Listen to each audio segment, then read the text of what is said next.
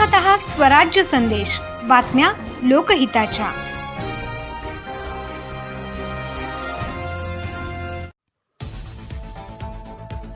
भूम परंडा वाशी शिवसेनेचे माजी आमदार ज्ञानेश्वर पाटील यांचे दीर्घ आजाराने दिनांक 2 रोजी दुःखद निधन झाले।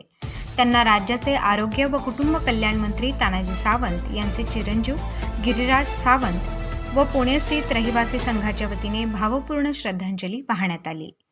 भूम परंडा वाशी पुणे रहिवासी संघाच्या वतीने दिनांक 6 रोजी काळभोर लॉन्स लोणी काळभोर येथे स्नेह मेळावा आयोजित करण्यात आला होता।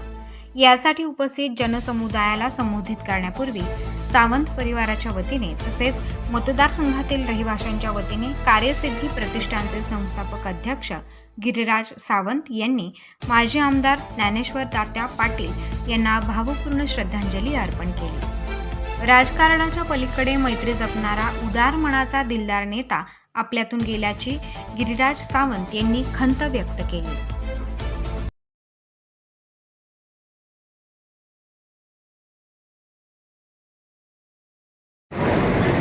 सर्वप्रथम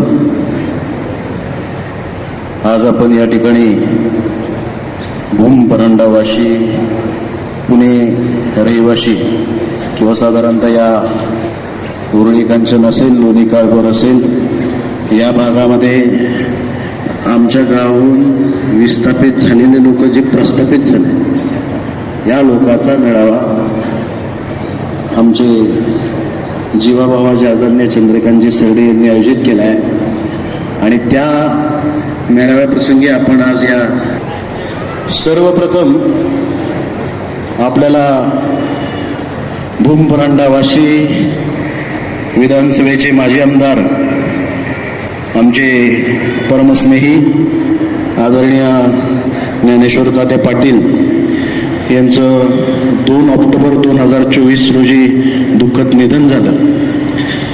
त्यांना देवाज्ञा झाली। त्या ठिकाणी मला सर्वांना विनंती आहे त्या जागेवरती आपण 2 मिनिटं उभा राहून त्यांना भावपूर्ण श्रद्धांजली अर्पण करू।